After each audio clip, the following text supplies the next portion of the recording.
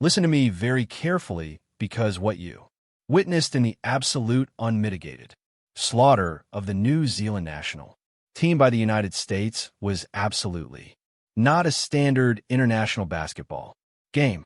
It was a highly coordinated, ruthlessly efficient, and incredibly brutal corporate liquidation occurring on a live global broadcast.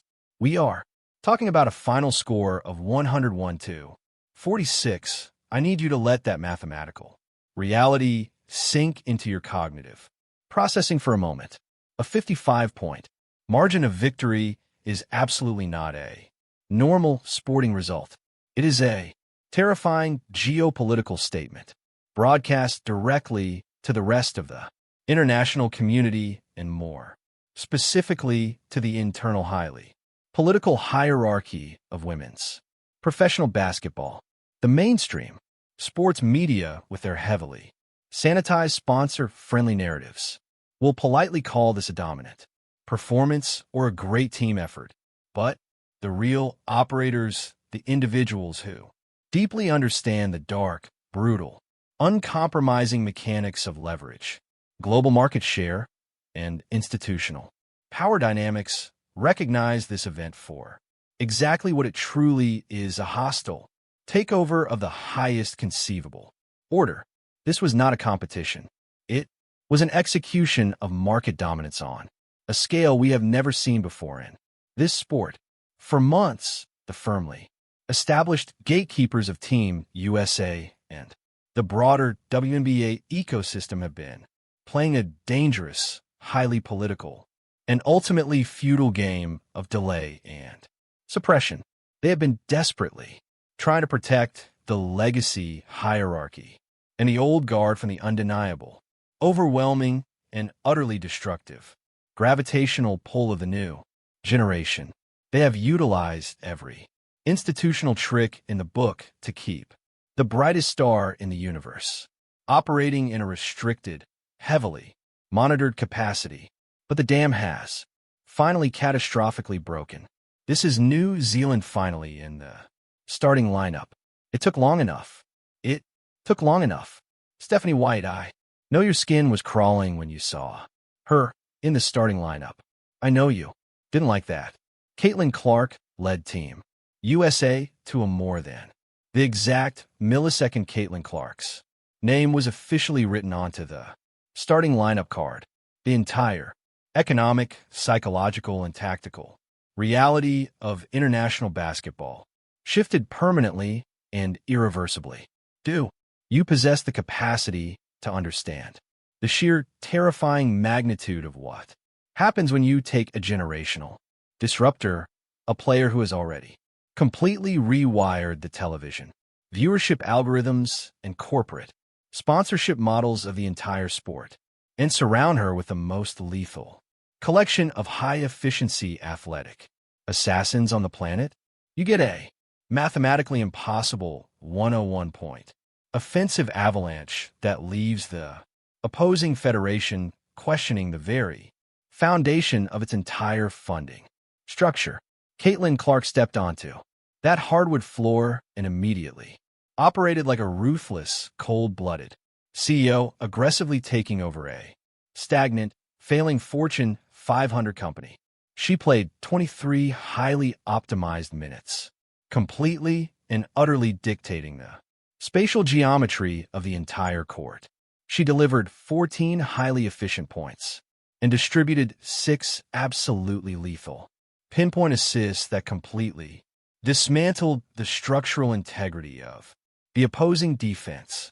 But the raw basic box score data does not even begin to tell the true terrifying story of the leverage she wielded during those 23 minutes. She did not just score points. She systematically and intentionally broke the psychological will of the entire New Zealand defensive unit. She bent their entire defensive scheme, their entire scouting report to her overwhelming gravitational pull, creating massive, unexploited, highly lucrative pockets of space for her teammates to operate within with absolute impunity. And let us talk about the terrifying corporate merger that took place in the United States. Backcourt. The on-court synergy between Caitlyn Clark and Paige Bueckers is not just good entertaining basketball.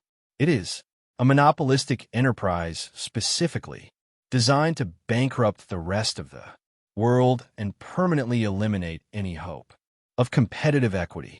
Paige Bueckers logged the team high 24 minutes of absolute operational brilliance, seamlessly blending her elite supercompute processing speed with Clark's kinetic, unbridled vision.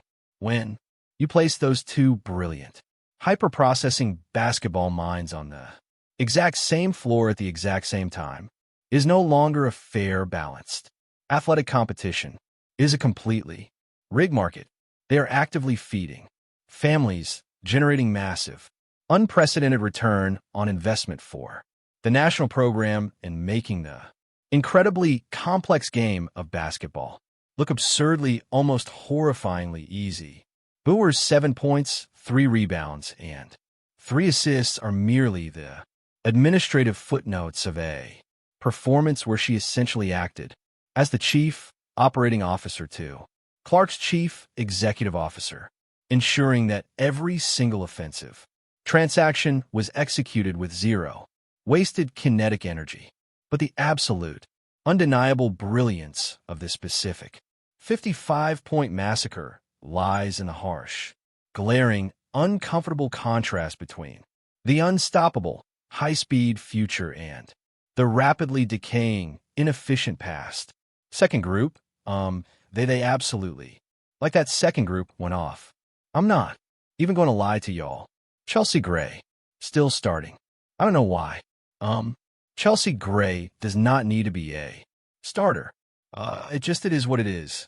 Man, tells you, the established hierarchy is utterly terrified of what Caitlyn Clark represents because her undeniable mathematical efficiency ruthlessly and publicly exposes the physical obsolescence of the old guard. We have to have a brutally honest, uncomfortable conversation right now about the concept of seniority in elite professional sports. When the legacy guards are on the floor, the entire operational system bogs down into slow, predictable, easily defensible isolation sets that generate absolutely zero leverage. The global market has officially moved on. The paradigm has violently shifted, and the establishment needs to desperately accept that the new board of directors has officially and permanently taken their seats at the head of the table. And if you mistakenly thought Caitlyn Clark was dangerous only when she was shooting 30-foot logo bombs from the parking lot, you are absolutely blind to the terrifying, highly calculated off-season development she has been quietly and aggressively executing while the rest of the league was busy recording podcasts. She has not simply been resting on her massive endorsement deals. She has been aggressively expanding her offensive product line to monopolize every single square inch of the half court. She do it all. She literally, Caitlyn Clark has added to her bag. I don't know if y'all know Caitlyn Clark has added to her bag. It's about to get spooky. It's about to get so spooky for these WNBA teams. She has officially added a deadly, highly efficient, biomechanically perfect mid-range game to her already overflowing offensive portfolio. She is ruthlessly snaking the pick and roll, violently stopping on a dime with terrifying deceleration and executing flawless, unblockable mid-range pull-ups that completely and irreparably short-circuit the opponent's defensive drop coverage. This is a catastrophic, nightmare-inducing development for every single defensive coordinator currently employed in the WNBA. When a player who already commands absolute panic defensive attention at 35 feet suddenly proves she can surgically and methodically dissect your defense from 15 feet, she elevates from being a superstar to becoming mathematically unguardable. She has effectively and permanently eliminated the final desperate, highly theoretical defensive strategy teams use to try and contain her raw output, it is about to get incredibly spooky, incredibly dark for the rest of the league. Because this isn't just about winning regular season games. This is fundamentally about the upcoming collective bargaining agreement negotiations. The players are currently fighting a brutal war for a massive, unprecedented slice of the global television broadcasting revenue. And Caitlyn Clark is the undeniable billion-dollar battering ram that is going to violently break down the heavy oak doors of the billionaire owners' boardrooms when she signs her next professional deal. The entire financial infrastructure of women's sports will permanently alter. She is using these high-profile international games as a live-fire, highly public demonstration of her absolute, unhedged, undeniable market value.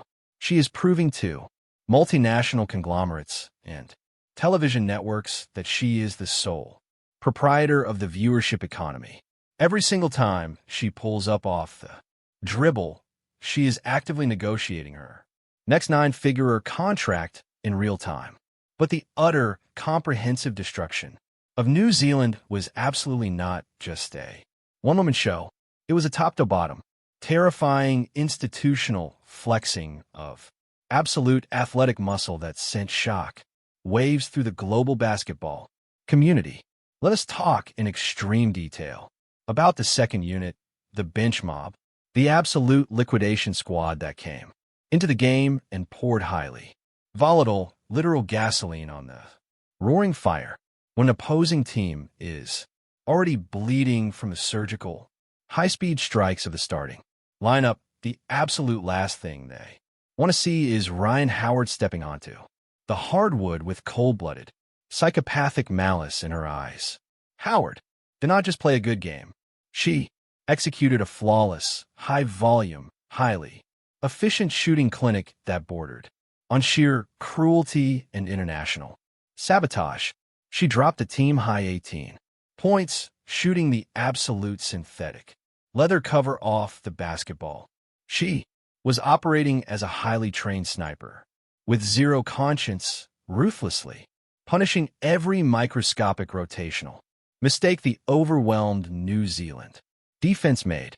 6 of 10 from behind the three-point line. That is 60% efficiency.